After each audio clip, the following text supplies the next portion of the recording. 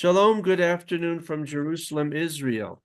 This is Mr. Lowell Joseph Gallen, founder of the Root and Branch Association Limited, established in the United States of God of Israel, bless America, in New York State in 1981, now celebrating our 43rd year. Today is Monday, October 21st, 2024 in the Gregorian calendar, and it is the 19th day of the 7th Israelite Hebrew month of Tishrei in the Hebrew Israelite calendar, the new year of 5785. Welcome to episode 130 of our weekly Root and Branch Association Torah Fellowship seminars. The chairman of the Torah Fellowship and the weekly seminar is Rabbi Hanania Weitzman, and we're so glad to have as his program chairman, Advocate Lawrence Gordon of Kobe, Japan. And we welcome guests from the United States, Japan, and France. And now, please support our work. The links will be below. And now, without further ado, let me hand over the mic to Rabbi Weitzman. Hanani, it's all yours. Thank you very much, Lowell. One of the mitzvos that I was not able to do most years when I was living in the States, and I was very eagerly looking forward to doing when I moved to Israel many years ago, was sleeping in my sukkah. Both for weather reasons and safety reasons and other practical reasons. I wasn't really able to sleep in the sukkah many times when I lived in America. And in Israel, I really was looking forward to doing the mitzvah.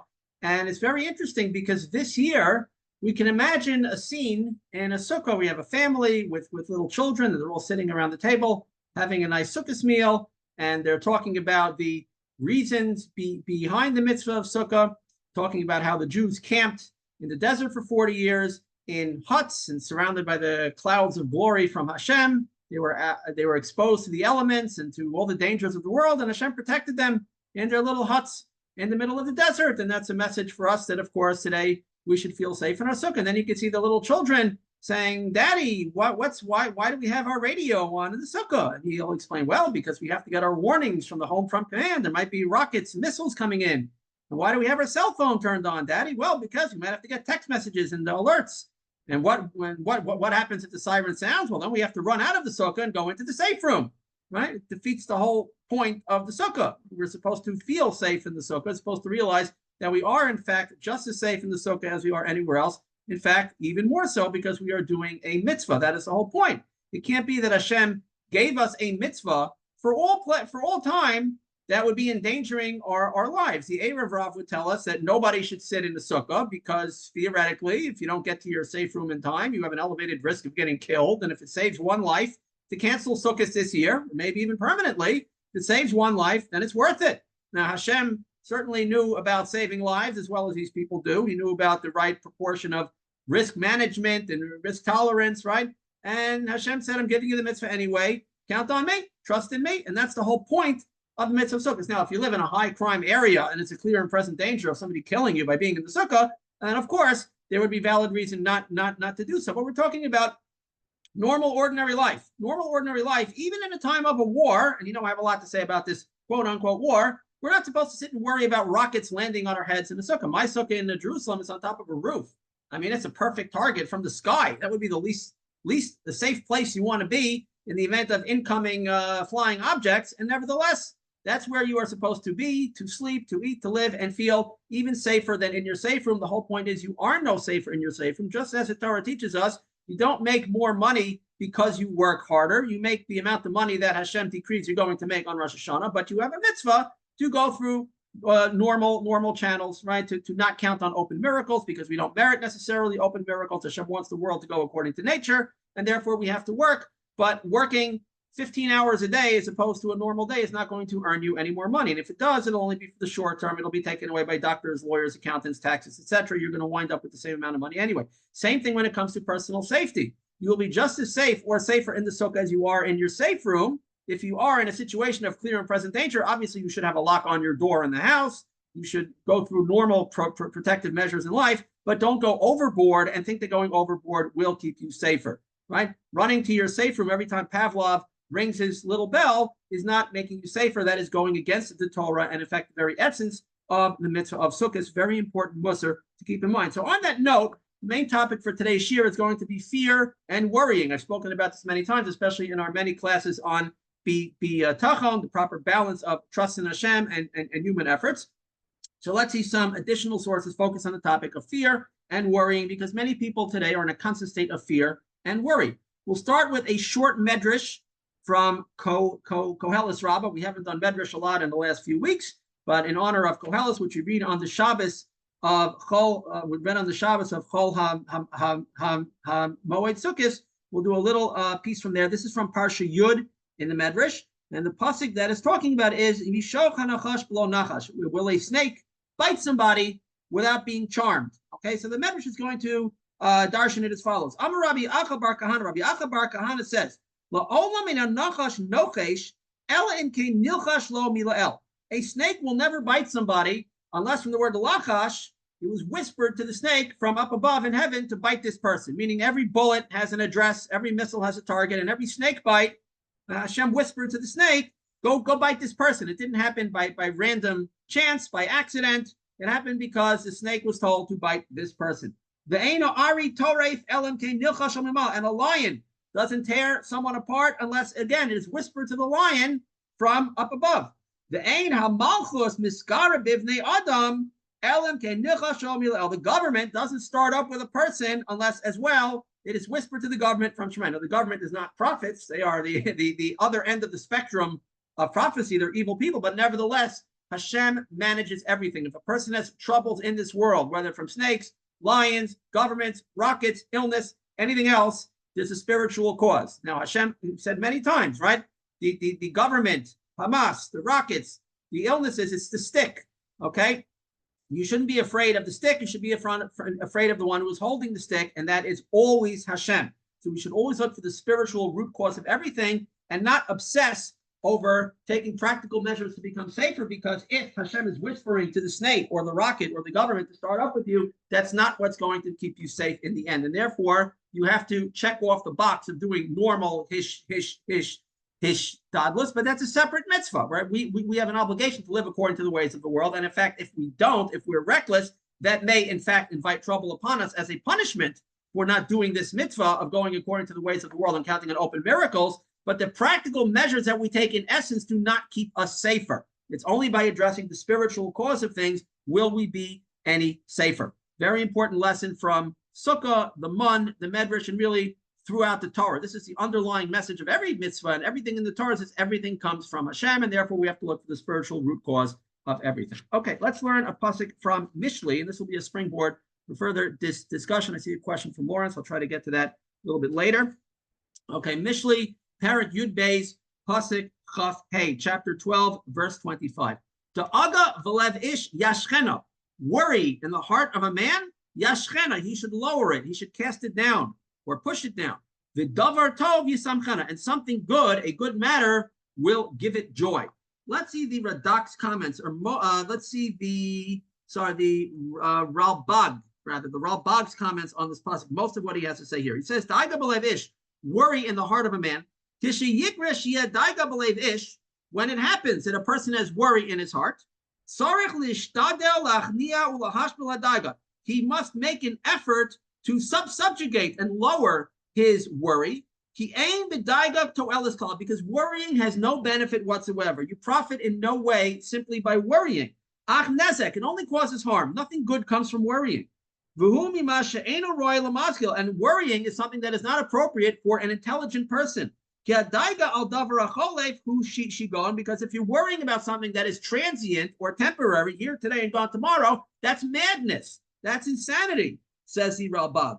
Even worrying about the future. What's the future going to be? It's very ominous. There's a lot of trouble in the world, all kinds of threats, worrying about what might happen. He built the ru'uyah that is inappropriate, he says. Now, again, this is a very nuanced point. We're going to put it into proper context, because certainly we should be concerned about the future. Chazal tell us to live normally, to work normally, to think about the future, to save money for the future, to prepare for the future. We certainly should be worried to a certain extent about the future. But what he's talking about here is a type of just general paranoia. Things might go wrong, terrible things might happen, that paralyzes you, and you don't really gain anything from it. It's not leading you to positive action in any way. You're just walking around worried about all the things that might happen. I might lose all my money. Bad things will happen to my family. The government will come after me. All kinds of bad things might happen. But where is that going to lead you? That's what he's talking. Just worrying about the future stum. There's something bad might happen in the future.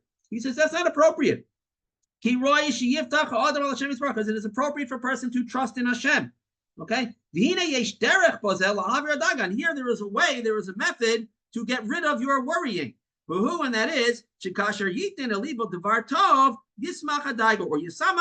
when a person pays attention or thinks about something good, thinks happy thoughts, then he will give joy in place of the worry. Ratzalom means to say, no siyadaga, will carry his worries away. So if you're walking around sad and worried, think happy thoughts. There's a lot to be happy about right now and always. There's a lot of things to be thankful for, a lot of good things in our lives. We should focus on that and not focus on all the things that could potentially go wrong where there's no compelling reason to sit and think about it. Again, if it's a clear and present danger, obviously you should be concerned about that. If somebody's attacking you right now, you should be concerned. If a lion is attacking you, I would say you should worry about that and do something, either fight or flight. But just to stand there and worry is the worst thing that you can possibly do, meaning do something if you can do something. And we'll see more about that shortly. Let's skip to the end of the Ralbag's comments over here. He says, Ubala Hazir Bazeh, the pasuk is coming to warn a person here, but Bazeh HaMaimer, in this statement, the person should not get too excited, should not have an overly emotional reaction. Not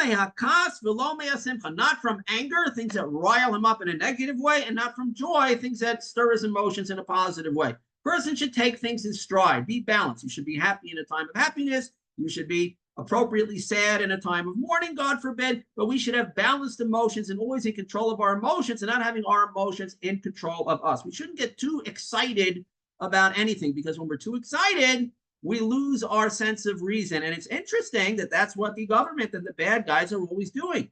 They're like a yo-yo. They're flipping us back and forth between fear and ecstasy. One day the enemies are going to kill us. We're all finished. Pandemics and wars and threats. The next day, oh, a stunning victory, a stunning achievement, ecstasy. No cases of COVID, 1 million cases of COVID. We found the cure. We didn't find the cure. Be afraid. Don't be afraid. Run to your safe room. Celebrate. Mourn. Celebrate. Back and forth. Driving people crazy and paralyzing them from taking positive action. No coincidence that this is what they are constantly doing, making us vacillate back and forth between extreme emotional reactions as opposed to taking things in stride. Okay, let's turn now to the Gemara in Yoma. This is Daf Ayin Hey Amud Aleph 75a, towards the top of the page, and it quotes the pasuk we just read. Worry in the heart of a man, he shall lower it. Rabbi Ami, Rabbi Asi. So we have teachings here from Rabbi Ami and Rabbi Asi. Chad Amar, one of them says, Yashchena midaito, he should lower it from his mind, meaning push the thoughts of worry out of your mind. Don't walk around with obsessive worrying. Push it out of your mind. Okay. The Chad Amar, the other one says, Yasichena la'acherim, a sort of a play on words, reading the shin in the word Yashchena as a sin. Yasichena, he should tell it over to others. Rashi explains why. Shema Yasiu, so maybe he will give him advice. You're worried about something. You are concerned about a problem or a potential problem. Go find somebody that you can trust and confide in, a wise person. He might give you some very good advice. Okay, very sensible. Those are the ways of dealing with worries. Push it out of your mind and stop worrying, right? Think happy thoughts. Well, it's not working. You're incapable of pushing the worry out of your mind. Talk to other people. We'll see that both of these teachings are true. They're not arguing with each other. Let's see the Gemara in Brachos. This is one of my favorite sources on Bitachon, which I've certainly shared with you in a previous year at some point. I'll share it again now. Very important to keep this source in mind. Here, a story. Hahu Talmida, there was a certain student. Rabbi Yishmael Rabbi Yossi Beshuka Tzion, that he was following after Rabbi Yishmael Rabbi Yossi in the market of Tzion, the marketplace in Israel, in Jerusalem. Chazia de Kamafkid. So the Rebbe saw the student was afraid. He was clearly afraid about something. Amar Lei. So the Rebbe said to the student, what did he say? Chata'at, you are a sinner. That's an interesting tactic to tell somebody that you see is worried. You're a sinner. Why? Because it says, Pachadu b'tzion chatoim. This is a pasuk in Yeshayahu. The sinners in Zion were afraid. So here you are in the marketplace of Tzion, and you're afraid. There you go. You must be a sinner. Amar Lei, so the student said back to him, because we are in fact allowed to ask questions of the Rebbe. contrary to what the Erev Rav would have you believe. But it says, I also know a pasuk. It says, fortunate or praiseworthy is a man who is always afraid. I'm following that teaching. I'm always afraid. I'm always concerned about something. So Amar Le, the Rebbe said, you don't know how to understand the teaching. You don't know what the pasuk means. That pasuk about being afraid always is talking about words of Torah. Are you studying Torah properly? Rashi explains here. Are you afraid that you might forget your Torah learning? Therefore, you'll study more, study harder to make sure that you don't lose your Torah learning. That is certainly appropriate. I saw somewhere in a Musar Sefer recently, I would suspect it's the Pele Yoetz because I've been learning it again in the last few months, but I can't recall exactly where that is. But he tells of a certain Chacham. He doesn't name the Chacham. And he says that a Chacham, a wise person, saw somebody worrying. And the Chacham said to him, if you're worried about worldly matters, I pray that your worries should go away. Stop worrying. I pray that you'll stop worrying about it. Right? Like we learned over here, push it out of your mind. If you're worrying about spiritual matters, then I pray that your worries should increase 1,000 times over. You worry that you're not serving Hashem properly? Worry even more about that. You worry about the ups and downs of the stock market? Don't think about that so much. Don't sit and worry about that. That's a very important teaching. It's okay to worry depending on what it is that you're worried about. Are you worried about transient, temporary things? That's an inappropriate word. Let's turn now to the Pele Yoetz. As I just mentioned, he has an essay on Daiga. We'll see selections from two parts of the Pele Yoetz today. He has a short essay on De'aga, worry, and he starts with what we learned so far. It says in Mishli, De'aga b'lev ish yashchena, worry in the heart of a man, he should cast it aside, right, push it down, or speak it to other people. Upirshu Rabboseinu Zal, our rabbis of blessed memory, said in the Gemara that we just quoted, Yasichena midaita, we should either move it out of his mind, Inami, alternatively, Yasichena lacher, he should tell it over to others. V'tarvayus isanu, both of them are true. Shebetchila yishtadel asich midaita b'machshavos taharos u'ta'ainos maspikos. At first, he should make an effort to cast these thoughts out of his mind with pure thoughts. Utainos maspikos and sufficient arguments. Sheyesh v'yesh right? Reason with yourself why you should not worry. Take the logical approach with yourself, talk it out with yourself and or with others, and say, look, this is why you shouldn't worry so much about this. Lo yuchal, if he's unable, because we're all human, and some of us have not worked on this midah of bitachon enough that we never worry. Yasichena lacherim, then talk it over to other people, get some outside help. Dahainu, that is not just anybody. Talmidei chachamim, right? Scholars, the anshe mada, people of knowledge, sheyedu letakno be'etz Torah, that will know to rectify his concern with good advice. Vidabru lo devarim hamavatlim hada'iga, and they will speak words to him that will nullify his worries. Umeyashvim esalev, and will soothe and settle his heart. Kikavar amar achacham, because a wise man already said, he's quoting a sefer which I have not learned called Mari Musar. I'm not familiar with it. He says, ha'avar ayin. The past doesn't exist anymore. The past is no longer. Ha'atzid adayin. The future hasn't yet come. Daiga minayin. It's a little rhyme, a little poetry. So what are you worried about? The past is history, right? The future is mystery. I heard that, right? The present is a gift, right? So that's all you have. So why are you worried about the past? It's over and done with. The future hasn't come, right? So what are you worried about? Kum say yayin. The end of the little poem. Get up and drink some wine. Have a drink. You worried? Have a little schnapps and cheer up. That's all. That's the advice of the wise person. Not go overboard. Don't drown your troubles, but have a little bit of wine to cheer you up. Shema davar kvar avar. Because if the matter that you're concerned about has already passed, meaning you're worried about something in the past that can't be changed anymore, ma yal b'daiga. What are you going to gain by worrying? Am yuchal ashivo? Can you bring it back? Can you undo history merely by worrying? And by worrying about the past, not only will you suffer the harm of what happened in the past, but you're also adding on top of that the harm of worrying, and you'll live a life of constant pain, meaning what's done is done. You're going to sit and worry about it for the rest of your life. So you suffered in the past from the unfortunate event, and now you're suffering in the present and for the indefinite future because you're living in the past.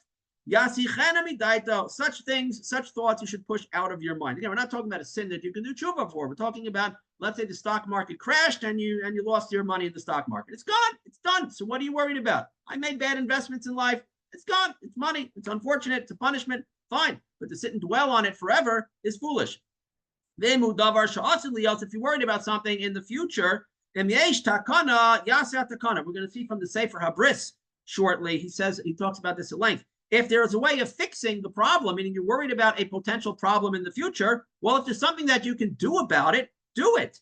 V'im and if there's nothing you can do, what are you going to gain by worrying? Either way, there's no point. If there's something that you can do, if there's a positive action you can do, take the action, fix the problem. There's nothing that you can do. There's no point in worrying. So either way, there's no point in worrying. If there's nothing that you can do, like you're up against a new world order, there's really not much that you can do in practical terms. Trust in Hashem and trust in the name of Hashem, and person should rely in his God, as we saw last week. The end of that Mishnah that talked about all the signs of the footsteps of Mashiach, and it concluded by saying there's nothing that we can do except count on Hashem. This is a big rule to get rid of worries. Okay? He goes on and says a person should have a positive attitude and say everything that Hashem does is for the best. We're skipping a little bit over here because we have a lot to do today. And he says, even the bad things, or the seemingly bad things that happen to a person, are really good in essence. Everything is for the ultimate benefit of a person, either to expiate his sins, to teach him a lesson, to protect him from something worse that might have happened, etc. Everything seemingly bad is really good if you have the proper attitude about it. And then he says, what is this similar to? Right? He's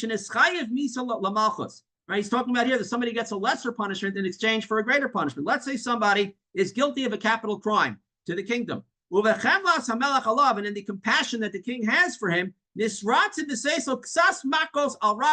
king is appeased by merely giving him a few blows on the leg, some lashes on the leg instead of killing him, or taking some pennies away from him, really limiting the punishment to something very, very trivial. Certainly,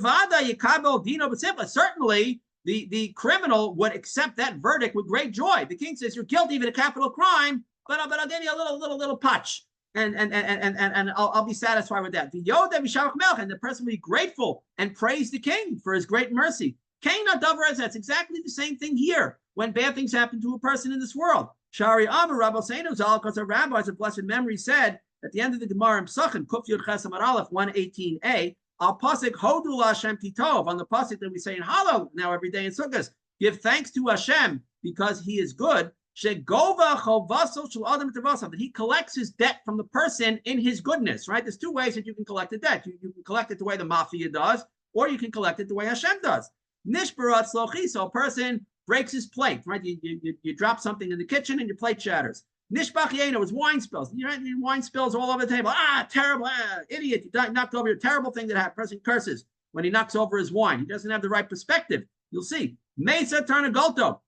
His chicken dies. Vichadomer, similar things. Mixas and nefesh kol nefesh. So a person has lost a little bit of his blood money, right? You paid for that. You're going to have to give up some blood money to replace what you lost, and you have some suffering in the moment. You have some anguish because of that. Hashem has taken that anguish from your nefesh, from your life, in place of your actual life.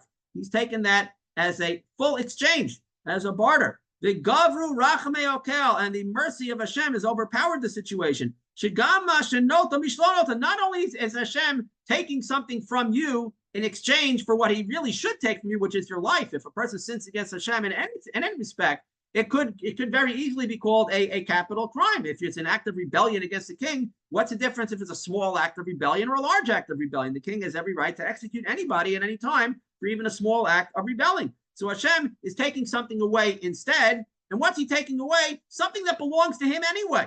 What is this similar to? To a king who says to somebody who owes him, everybody knows that if you owe something to the king, you can't cancel the debt, right? You have to give the king something. The king can't cancel a debt because that's shameful to the kingdom. So he has to collect something. But do this. The king says, I want to go easy on you. So let's do this. Person owes the king a large amount of money, and the king wants to go easy on the guys. He says, I'll tell you what. Take from me here this purse full of gold coins, and use it to pay back to me the debt that you owe. I'm going to give you some gold coins and give me back the gold coins, and then we'll call it even.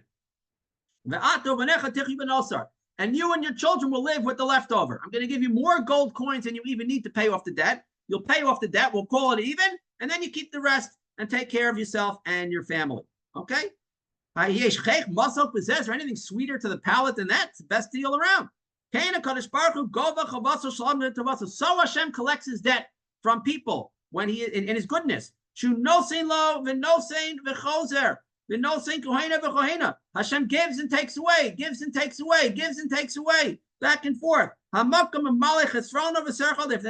the king Hashem will restore to you that which he took away, and he'll even give you more in abundance, especially if you have the right attitude. Hashem wants to punish a person. Person is guilty, God forbid, of a capital crime. He'll give the person a car, then he'll crash his car and he'll lose his car. The person's going to be cursing and miserable that he lost his car. He doesn't realize he just saved his life. He didn't lose anything. Hashem gave him the car for the express purpose of taking it away and causing him some anguish in the moment. But it was the greatest act of charity and kindness that Hashem could have ever done for the person. Hashem gave the person some money. His stock went way, way up, and then the stock crashed.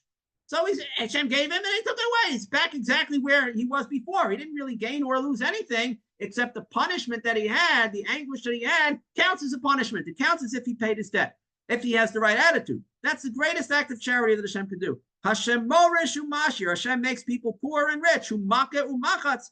Umachatz makaso yirpeh. Hashem injured somebody and then he heals the injury. Umeimus umachaya. He kills and brings to life. Everything comes from him. And in the manner in which a person should not even worry about death itself. Even death, right? So what the greatest fear that people have is death. People did all kind of crazy things during the COVID era and then now, and always are so afraid of dying that they forgot to live, right? The greatest fear, people don't even worry about dying. And don't jump off mountains, don't jump out of planes just for fun, right? We're not saying to tempt fate, but live your life and don't live in fear of death, because death is not so terrible either when you have the proper perspective. Hashem does not take a person's life ultimately to harm him, but only for his good as well. And Hashem has his plans. Why a person dies, when a person dies, how a person dies, that's all up to Hashem. But death in principle is part of the goodness of the world. It wouldn't be good if we live forever, right? This world is just a passageway, a hallway to get to the next world. The whole point of living in this world is that we should eventually leave it and go to the next world. So death is part of Hashem's goodness. If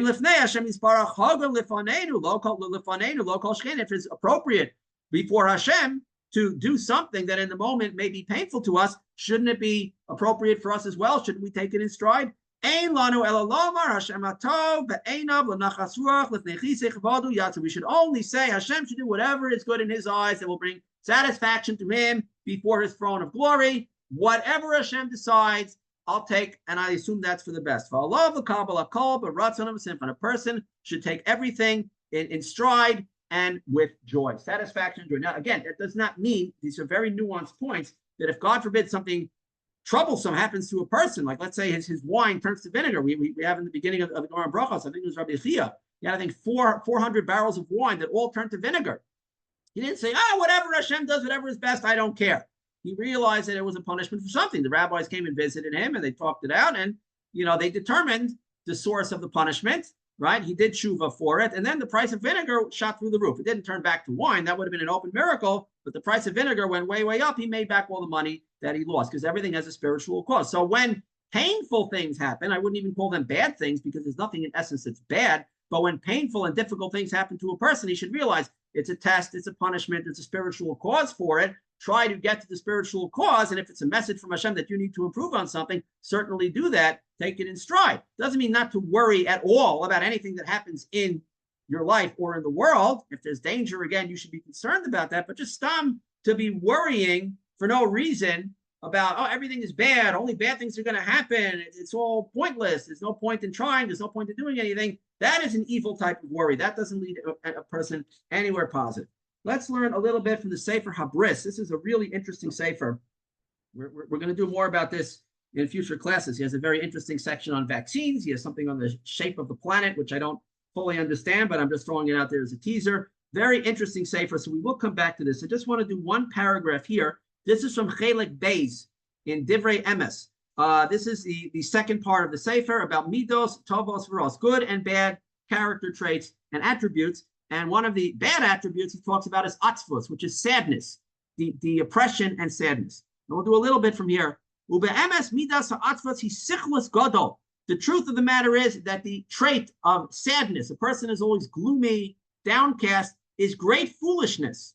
Ube'chek kesilim yanuach. It dwells in the lap of fools. If it is on worldly matters, as we saw before, if it's on spiritual matters, then you should be worried that you're not serving Hashem properly, right? That's good to worry about. But worrying about worldly matters is utter foolishness, he says. Like we saw in the Peliot is actually quoting from the Sefer Abris. Okay, he says it's inescapable that anything that you're sad about, because sad and worry are really like two sides of the same coin. Why are you sad? Because you're worried about something, and why worrying will make you sad. It goes back and forth. It's inescapable that whatever it is that you're sad about will either be something about the past, the future, or the present. The mistar al avar, if you're in pain about the past, harelo yoelo b'zeh klum. It will not benefit you at all. And anything that you lost in the past, you're not going to get back anyway by worrying about it. So therefore, don't worry about it. Let it go.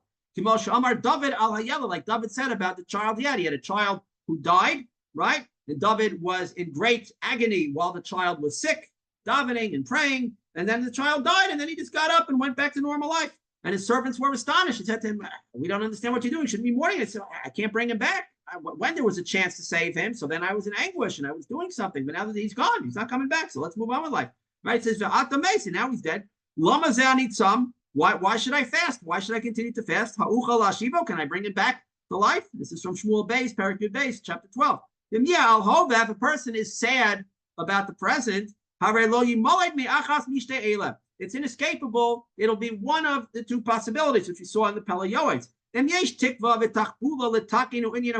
Either there is a hope or some strategy by which he can rectify the problem, or not. Either there's hope or it's hopeless. If there is something he can do, your sukkah fell down, God forbid, and you're very sad, you don't have a sukkah, well, put it back up. You need help, get a handyman, let him help you put the sukkah back up. Problem solved, right? If there's something that you can do it, right? If you're sick and there's something that you can do to restore your health, do it. If there's nothing you can do, no point in worrying. Get over it. And if not, what will you gain by being sad?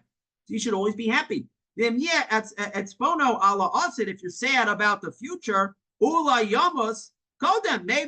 the person will die before that horrible event happens anyway. We're so worried about Agenda 2030, let's say, right? Well, and you're going to live till 2030, right? I mean, that in itself may be a gloomy thought, but you're worried about a world or a problem that doesn't even exist, right? And either way, there's a lot of time between now and then. Hashem can solve us from the problem. Again, it doesn't mean you shouldn't be concerned.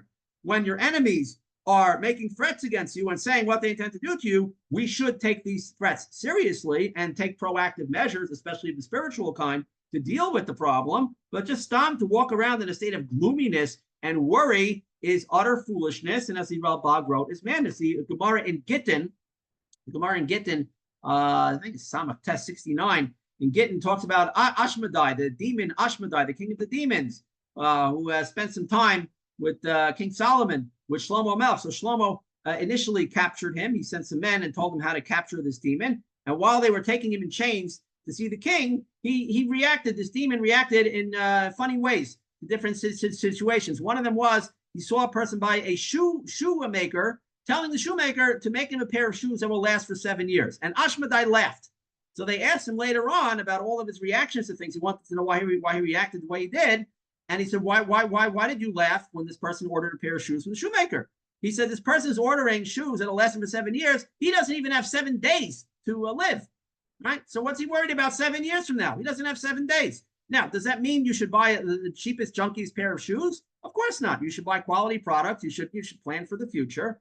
But at the same time, realize there's no point in worrying about the future. You should live responsibly for the future, according to the ways of the world. That's what Hashem wants us to do, and not to rely on miracles. But don't sit and worry about the future, because we don't know that we'll be there anyway. You're worried about something that doesn't exist, right? I tell people, why should I worry about problems that I don't even have? I have enough problems in my real life. Why should I worry about problems that may come in the future, may not come? What's the point, right? There's no point. That's what he's saying over here.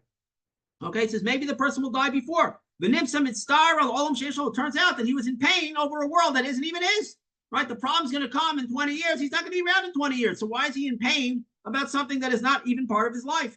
And how honorable is the statement of the wise person, Al tidag b'tzaras machar, ki machar eino shelcha. Don't worry about the problems of tomorrow, because tomorrow is not yours. Worry about where you are right now.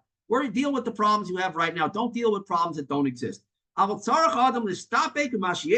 has to be satisfied with what he has, and in the state in which he finds himself, to be happy with his good portion. Whether it's good or bad. Again, it doesn't mean you should never take proactive measures to improve your life. That's not what he's saying, but he's saying that at some point your Rishtadlus is going to flame out. You can only do so much. At some point, Hashem decides where you're going to be in life and what you're going to have, and you have to find the joy in that. You have to find the satisfaction in that, and not just be miserable for what you don't have. Kimaimer Eov, as Eov said, as Hatov Nikabel, will we accept the good from Hashem and not the bad? It's a package deal. You got to accept whatever Hashem gives you anyway.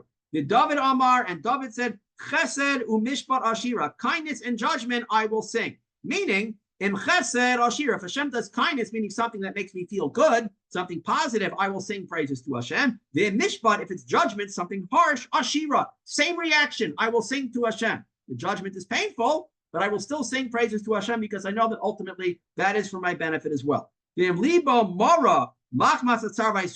all human beings. Let's say the person's heart is bitter because of the pain and the suffering. It's only natural. If a person is, God forbid, in agony, especially physical agony, okay, hard to tell him, look, you should be happy right now. Think happy thoughts. Push it out of your mind. Everything's for the best. That might not work. We're not all on the highest of levels, okay? If a person is bitterly in pain and suffering, that might not be the right thing to say to the person. Therefore, what should he do? Yispalel Hashem, right? Daven to Hashem. That's always a good approach.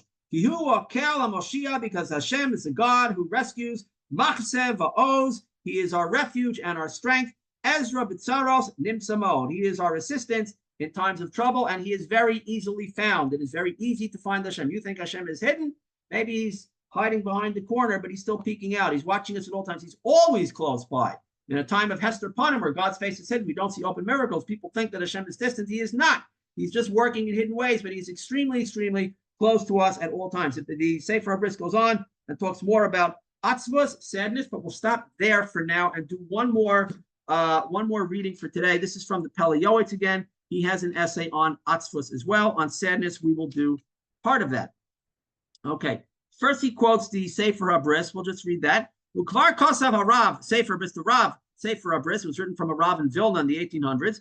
Shemishu Bar Das, one who has intelligence, Lo Yimsam Makamlas Atzevel Shum Davar Mimanavshach. He will not find any room to be sad because either way, it's pointless. Ki Lo Yimana Mi also Atzvos El Al Echad Mishtayim. Because sadness can only be for one of two things. Al Davar Sheyesh Lo Takano, either for something that he can fix, or Al Davar Sheyesh Lo Takano, or something he can't fix. He's going to quote him, but use slightly different words. And Yesh Takana, if he can fix it, Malalis Atzev. Why should he be sad?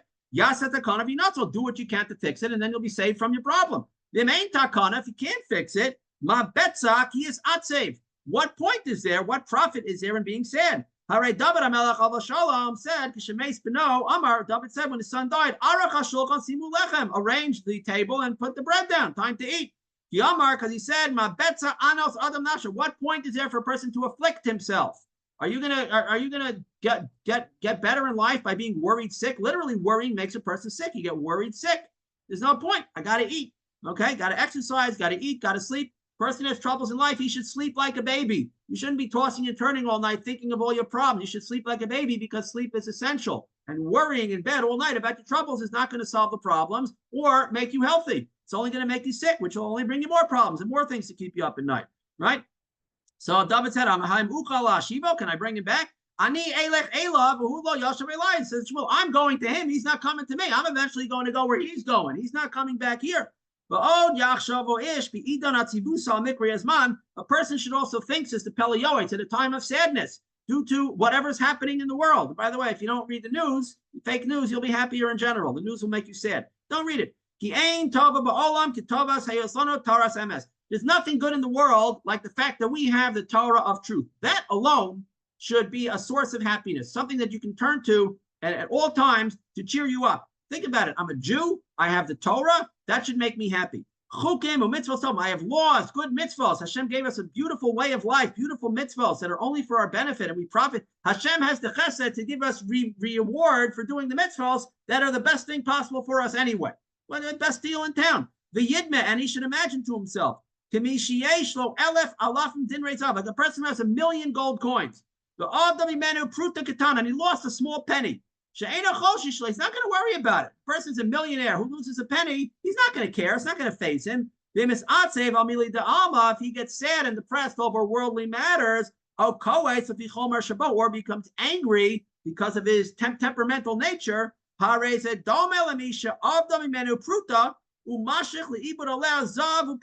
is like somebody who lost a penny, and because of that, he throws away lots and lots of precious gold. Because when a person gets angry, he's sinning. He will potentially do very bad and destructive things when he gets angry. He'll cause more harm to himself and his own property through his anger. The anger itself is a sin, and at the very minimum, he's wasting his time, right? He could be doing mitzvahs during that time. So he's throwing away the opportunity to do a mitzvah, even if all he does is think a happy thought and accept whatever happened from Hashem and happy tachon. That's an incredible mitzvah right there. That would be worth more than all the money in the world. He's throwing that away because he lost a penny. Something bad happened in this world. That's exactly the same thing here. Like this and other such ideas, a living person, a person who is spiritually alive, will place on his heart to get rid of the evil from his flesh. You stop thinking the evil thoughts. He will be happy and good at heart of the sorrow, and he will dwell safely and securely. Sit in your sukkah, turn off the radio, turn off the news, be happy and feel safe in your sukkah. And then we'll just read the last paragraph in his essay here because I find it a little bit amusing. So some things he says here. So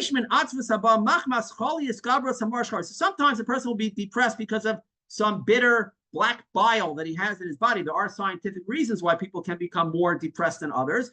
Mirkia o melancholia, right? We call that melancholy, right? There is such a state of mind with physical causes that a person can be melancholy. Interestingly, he says this trait, this attribute is found oftentimes in some very wealthy people. You think wealthy people should be very happy, and yet oftentimes wealthy people are miserable. They're grumpy and miserable all the time. Why is that? Especially in the eve after Shabbos. That should be when we're on a spiritual high. We just had a beautiful Shabbos. Why should somebody be downcast then? And in the morning when they get up from their sleep, here's what I found amusing. He writes, which is coffee, until he has a cup of coffee or smokes. That was back in the day when they thought smoking was good for you. So a person is grumpy in the morning, wealthy people, till they have their cup of coffee or they smoke. Such people need to seek a cure for their illness. If you're in a bad mood until you have your cup of coffee, says the Pele Yoetz, there's something wrong with you. You should be in a good mood. You wake up in the morning, thank you, Hashem, you gave me another day of life, an opportunity to do mitzvahs. I have money. He says the wealthy people are miserable. You wake up in the morning and you're miserable and grumpy until you have a cup of coffee. There's something seriously wrong with you, he says, and you have to find a medicine for that. There's something terribly wrong with the person. It's interesting. I haven't had a cup of coffee with caffeine in many, many, many, many years. Now, I like coffee for the taste. And even when I drank coffee with caffeine, it was never to wake me up. Baruch Hashem, I have a lot of energy. I don't need it. But I just like the way it tastes. And I stopped drinking caffeine largely because it would give me headaches, especially on fast days. And also because it would often pick up my mood. It would make me happier. And I didn't want my happiness to be dependent on a drug. Caffeine is a drug, natural drug, be that as it may, is still addictive. It's a drug. I didn't want my moods to be dependent on a drug. Now, I don't know how correct that is, because the truth is that we saw a person is sad, he should drink a little wine, right, in moderation. I don't like wine, but it can cheer a person up. Hashem put certain natural remedies in the world to make a person happy. You get music, cheers people up. There's nothing wrong with using the tools that Hashem gave us to artificially and yet naturally at the same time make our moods a little better. There's nothing wrong with that as long as it's not harmful. Okay, we're doing it responsibly. But he says here that if a person cannot be happy until he has his cup of coffee, that's an illness. That's something wrong with the person. Because there's many, their evil is very great, or their harm is very great, and also the harm of all those who dwell in their company. Who wants to wake up with somebody who's grumpy every morning until he has his cup of coffee? He makes life miserable for everybody else. He ruins their morning too. And those who serve them, they're all walking on pins and needles. They're all walking on ice with him, eggshells, right? So what's the cure? He says, not that you go to the pharmacist and he gives you some drug that may temporarily relieve this problem, but only give you 50 other problems that you'll need more drugs for. Don't do that. That's the last thing that you should do. The coffee is better than that. He says what you should do is turn your mind to things that give joy to the heart. Wake up and think happy thoughts. Instead of, oh, I'm bleary and I got to work and whatever, I got problems, and only the coffee will make me feel good, think happy thoughts. The best idea is to study some Torah. The pasuk says the laws of Hashem are upright, they're righteous, and they give joy to the heart. When a person studies Torah, hopefully this class makes people happier, gives you joy, gives me joy to learn the Torah, teach the Torah. It's a joyous thing to do. And even if a person, his heart is not really fully paying attention to it because he's distracted. Maybe he can't even take a sefer in his hand. He doesn't have one, or he doesn't know how to learn by himself. He should force himself. If it's difficult in the beginning, in the end, it will in fact bring him joy. It's guaranteed. Learning might be difficult in the beginning, but you get good at it and you learn to appreciate it. It is an acquired taste for many people, just like wine is an acquired taste. Certainly Torah. As long as he's a wise person and understands what he learns, right? Don't learn things that you can't understand. That will just frustrate you. Learn the areas of Torah that you are capable of learning and understanding and getting some enjoyment out of. A person should delve into wisdom, or learn agadic matters, which is stories, for philosophy, musar, or midrasha, learn medrash, right? I particularly enjoy medrash, as you know. And in this, the Jewish people will take joy in their makers. So here you have the remedy for worrying. Turn off the media. Don't let the government and the evil people of the world keep you in a constant state of fear, worry, sadness, and vacillating, which leads a person to being paralyzed and frustrated and not doing anything productive and giving up hope. Learn Torah, think happy thoughts, appreciate the good things, live in the moment. If you can fix something, fix it. There are things that we can do, the things that are out of our control, leave to Hashem. Have a beautiful, happy Sukkot. Let's see the question from Lawrence. Does the protection Hashem provides to Jews observing Sukkot in Eretz Yisrael extend to those of us observing Sukkot outside of Eretz Yisrael? Well, absolutely, because it's the same mitzvah. There's a greater merit, of course, in living in Eretz Yisrael. But the mitzvah of Sukkot is to remind us that you're not safer in your home of bricks and steel doors and locks. You are no safer in your permanent home than you are in your temporary home.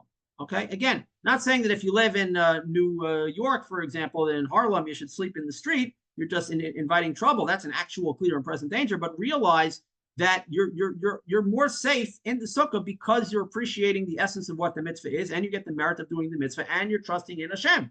It's the same protection. It's not extending from Israel to where you are. That is the essence of the mitzvah itself. Any mitzvah that the person does, to a certain extent, gives him added merit and protection while he is doing the mitzvah. And I would say especially the mitzvah of Sukkot. I've spoken many times also, by the way, about the mitzvah of Shalosh Regalim. This is one of my easy proofs that the Torah has to have come from Hashem and must be true. Where 3 times a year, right, all the Jews of Israel, all the men, especially of fighting age, are going to the Beis HaMikdash, traveling there, traveling back, spending, it could be weeks at a time that they're away, emptying out all their cities. That's a perfect invitation for the enemies to just walk right in. There's nobody there to protect them, and they know exactly when they're going and when they're coming, and there's no protection. So should we say we're canceling this mitzvah because of pikuach nefesh, and it'll save a life? Of course not. Hashem gave us the mitzvah, knowing that there are inherent natural dangers built into the mitzvah, and says, I want you to do it anyway. That's the whole point.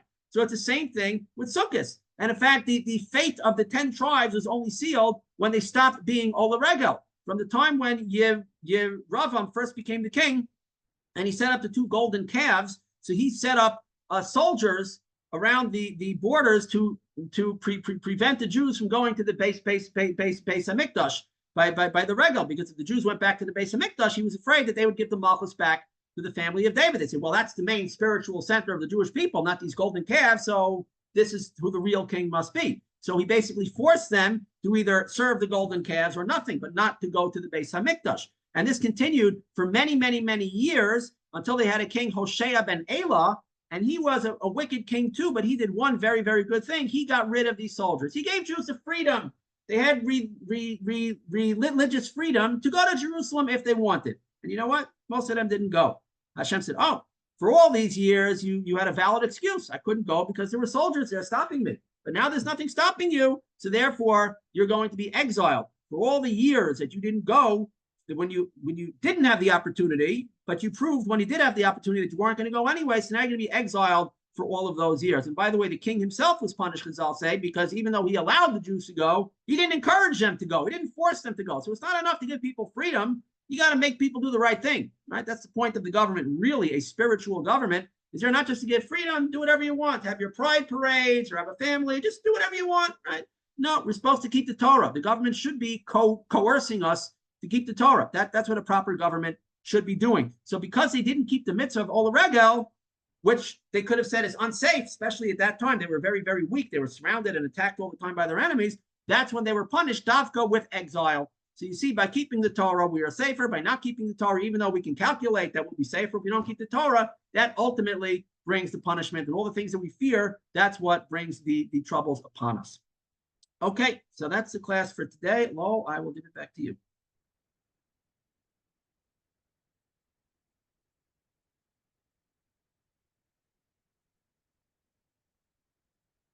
So we want to thank Rabbi Weitzman for another illuminating talk, and we will reconvene next week when the 3-week biblical pilgrimage festival period is over. Actually concludes Wednesday night and Thursday with Shmini Atzeret. We'll be back to our regular time on Wednesday, October 30th at 4 p.m.